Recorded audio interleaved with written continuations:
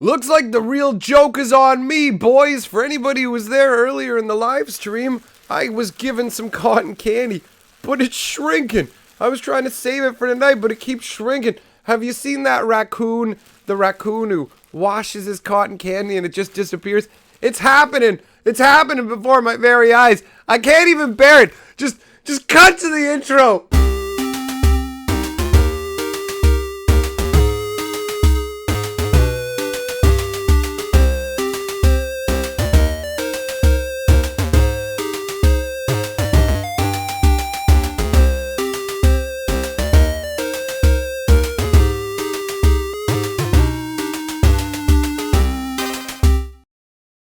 Greetings, owners of fine luxury cardboard rectangles. I've pulled myself together for the moment so we can talk about some magic. Today's card is the biggest joke in all of Ravnica, and surprisingly enough, I mean that literally. You would think with a title like This Card's a Joke and my channel that you'd be getting something completely different, but nope, we're actually talking about a joke today.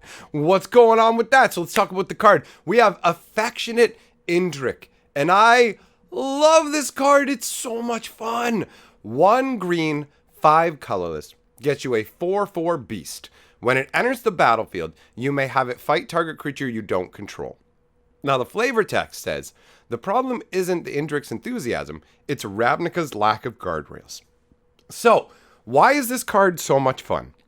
Well, the idea of fighting creatures, it's a very green ability, but normally it's represented with concepts like werewolves leaping off a tree onto you, or a giant dragon coming and starting to rend you apart. Like that sort of like, here we go, I'm going to fight directly against you in an aggressive style manner, as opposed to this, which conceptually, I mean, let's take a look at the artwork. It's gorgeous. Now, for those of you who are wondering, Indriks are based off of, they're not dinosaurs. You're probably wondering why this is a dinosaur. This is like some kind of precursor to a rhino or something like that. They're in that kind of family. Although in all fairness, anybody who wants to lump rhinos into dinosaurs, I can't really blame them for doing that. Rhinos do have a dinosaurish kind of feel to them. But anyways, taking a look at this artwork, I love, first of all, the colors of it are absolutely fantastic. The autumn leaves look really good on this one. There's a lot of cards where the autumn is just kind of thrown in. Here it's prominently featured and it looks quite nice. Now, you have a situation where you can see that this Indrik is clearly knocking this guy off his feet. Not like gently nudging him, clearly just knocking him both boots. Like, look at the way his boots are tilted back. He's being taken off in one clean sweep. Now, I enjoy the way that they've made what looks like an incredibly gentle creature into something that fights your opponent's creatures. Like when you look at that artwork, I mean, aside from when you look at the dude itself, you don't think of aggression. You don't think of a damage to your other creatures. Look at it. First of all, it's got cats around it, which gives sort of like, it gives it kind of this docile feel, like it just slowly moves around and it's not like attacking things around, and it's generally just friendly and peaceful, right? It's affectionate. So also I think that they're trying to transmit the concept art-wise is the way that the Indrik here is, it's not intentionally swinging its neck like it's trying to knock something over. It's running up like an enthusiastic animal. You can either pick something like a cat rubbing up against your leg, or like a dog pushing itself into you. Now, I personally prefer to think of this more in a doggish aspect because dogs tend to be bigger. Now, for those of you who have had any reasonable sized dog with any level of enthusiasm, you know they come bounding in to see you, and sometimes they'll come crashing into your legs, and if they have significant enough weight, they can throw you off balance. There's all kinds of ways that something that loves you as an affectionate can do some damage to you. Now this is, imagine something bigger than an elephant. An elephant is 3/3. Now imagine something bigger than an elephant with the enthusiasm and affection for you of a dog that hasn't seen you in a long time, just coming up and charging at you. That's what's going on here. The Affectionate Indrik is literally just trying to, oh, what's up, buddy? But with such insane force that this dude is about to go flying off that ledge to his doom. And on a funny note, somebody, as a side result to that, said, I would love to see this artwork on Fatal Push. So someone went ahead and made a little mock-up of a black Fatal Push with this artwork, and I find that to be absolutely hilarious. I really enjoy the flavor behind this card. The problem isn't Indrik's enthusiasm, it's Ravnica's lack of guardrails. It's such a fun concept, and just a straight up joke, and the absolute absurdity of a creature that accidentally fights things to death is fantastic. It works so well for me. I really like the card. Obviously, with the casting cost, it's a little expensive. This is basically just draft filler, right? But in terms of flavor, it's absolutely fantastic. Now, what I wanted to do was tie this in with other funny cards, because it got me thinking, you know what? There are some hidden gems out there in Magic the Gathering that actually have some genuinely funny flavor text or concepts. So we're going to take a little trip through there. We're going to cheer me up over my impending loss of cotton candy by taking a look at a little bit of a chuckle fest. So I'm going to tell you about the first Magic card flavor text that ever made me laugh. And it's actually from the first printings there. This is from Alpha, and that's the first printing of grizzly bears. And it says, don't try to outrun one of Dominia's, and actually let me clarify this for you. Dominia and Dominaria are the same place. They are two interchangeable names for the same locale, just so you know. So the flavor text says, don't try and outrun one of Dominia's grizzlies. It'll catch you, knock you down, and eat you. Of course, you could run up a tree. In that case, you'll get a nice view before it knocks the tree down and eats you. I genuinely found that to be humorous. That's a fun one. Now, the rest of these, they get a little funnier as they go along to me. It depends. And obviously, these are going to be based on your sense of humor as well, right? The humor is a subjective thing. So you may not find these as funny as me, but we're going to take a quick trip through some of these cards here. Another one that I actually mentioned in an old episode on this show was Ambush. And the flavor text for this is hilarious to me. The goblins on it look hilarious to me too, but the flavor text is absolutely amazing. Don't these goons have anything better to do? I love it. It's so funny. It's such a crappy card too. I mean, look at this. This is what we dealt with back in the day in Homelands. Look what you're paying for. 1 red and 3 colors to give all blocking creatures first strike till end of turn. How non-red does this feel? This feels like a very white, very defensive punish you for attacking card. Completely off color. The goblins look hilarious in this, but the flavor text, don't these goons have anything better to do? It's so good. All right. Next up, we have Impatience. This is a fun one. 1 red and 2 colorless. At the end of each player's turn, if that player didn't play a spell that turn, Impatience deals 2 damage to him or her. This is a very red, flavorful, fun card. And the artwork is hilarious. You just have this savage dude standing over a wizard with his fist up in the air, and the flavor text says, I'm going to count to 3. 3! It's like, yeah! That's so funny. And also, the flavor is on point, boys. I genuinely enjoy it.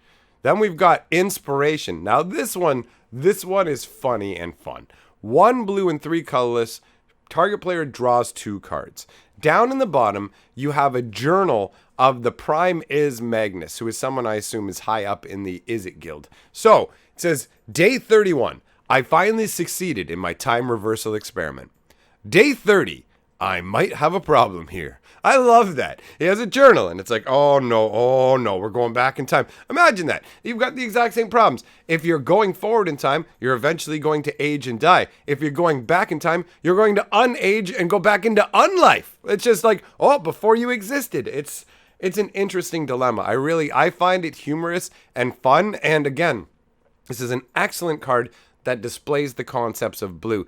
Tampering around with things like that totally feels blue, that sort of temporal manipulation. Then we've got Indestructibility. I like this card. I mean, for the flavor, the fun of it, in terms of the casting cost is pretty steep. 1 white and 3 colors. Enchant permanent. Enchant permanent has Indestructible. The flavor text is what makes this amazing. By all means, keep trying.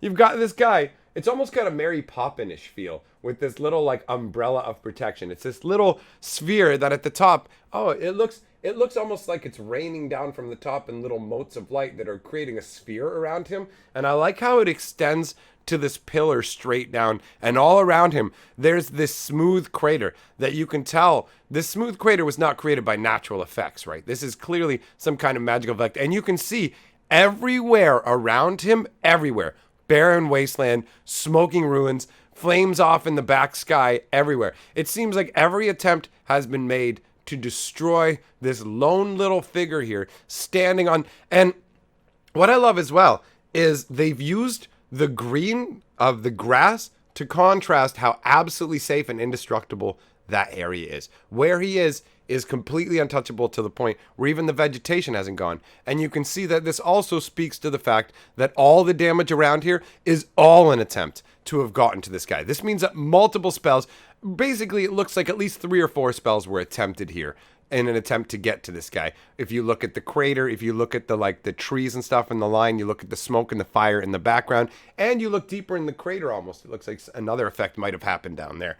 But either way, I absolutely love the contrast of him being perfectly safe on that little tower of here, nothing can be destroyed. Even the grass is safe. And everywhere else, absolute desolation. So you have a pure little tower of color, even enhanced with a glow effect, contrasted against this dark, desolate destruction.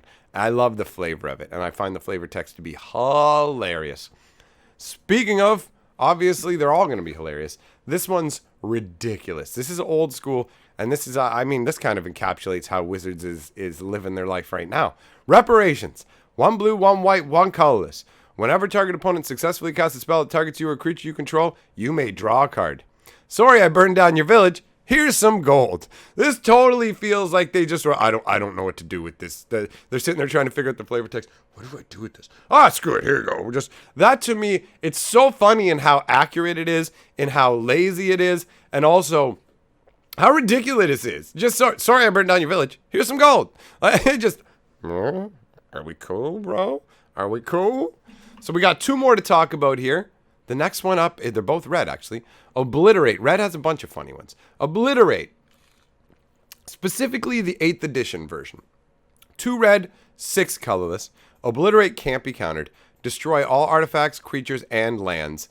They can't be regenerated. This is a massive apocalypse level event. So, the flavor text says, the enemy has been destroyed, sir. So have the forest, the city, your palace, your dog. And that's attributed to a Keldan soldier. That's amazing. Reporting to some Keldan officer. We have destroyed the enemy. And the forest, and the city, and your palace, and your dog. It's so good. So, just shows you the sort of red, like, here we go, insane, over-the-top level explosiveness of Obliterate. I love it. On another note, and this is not a humorous note, but just since we're talking about Obliterate, I do want to mention that the Obliterate from Invasion, where the flavor text is actually saying for his family, Baron made a funeral pyre of Teleria, which is the original printing of Obliterate, by the way. So when you look at the artwork, that's actually Baron there. And Baron is a blue-aligned wizard. So the concept of him using Obliterate to actually destroy, basically, he obliterated Teleria. That's crazy. As like a tribute to his family. As a, you know how they have like the Viking funerals, sort of like burn the bodies? He did that on an entire island level. He wiped out Teleria. That's just amazing to me. I just wanted to mention that. I know it's not funny, but we got to toss in that flavor because it's good. Now, we're going to end off with what might be the funniest one, depending on your perspective. This is a quote attributed to Kamal. So you need to understand that Kamal is a crazy, aggressive barbarian lord, all right? He's a hardcore, massively powerful barbarian who uses a honking sword. So, Mana Barbs, just the flavor text here, because the ability doesn't really... Well, no, you know what? I guess Mana Barbs is a double-edged sword, so we'll talk about what the card does as well. Whenever a player taps a land for mana, Mana Barbs deals 1 damage to that player. So obviously, this can hurt your opponent, but also hurt you as well. And there's a well-known expression for anybody who is not from North America about double-edged swords. And the concept is a double-edged sword can cut you as well as your opponent. And be wary of a double-edged sword. That's the idea behind it. So the flavor text here is turning that on its head. Now, the flavor text, I love it. It says, I don't know why people say a double-edged sword is bad. It's a sword with 2 edges. I love that. That's absolutely amazing. And it illustrates Kamal's cut to the quick barbarian mentality. What's better than a sword with a sharpened blade? 2 sides being sharpened. Let's do this. That's awesome. So we have taken a trip through some hilarious cards. I'm sure you have some personal favorites of your own, and I certainly haven't covered them all. So let me know which ones out of these you guys enjoyed, and which ones specifically you find to be funny based on their flavor, text, art, a combination, whatever it is that makes you chuckle when you look at Magic cards. Because today, I just want to have a good time and laugh because, oh, my port's probably, oh God, I think it's smaller than even when we started, guys. Oh God, cut to the 6th color. I can't take the tragedy of my life. What's going on, perp? Reorganizing my game room right now. It's a mess. I got shit everywhere, but it should look pretty good when I'm done with it. Can you not fucking record me? Don't really know what's going on right now, but together we're the 6th. Oh, fuck! Color magic. All right, I pulled myself back together, but I can only hold it long enough for the scroll, so roll the scroll! Oh, thank you for helping me keep it together while the cotton candy's going away. I'm just a poor raccoon, nobody loves me. All right, so what's up next? You want some lore or you want some non-bore? Lazy rhymes. And I'm history, baby.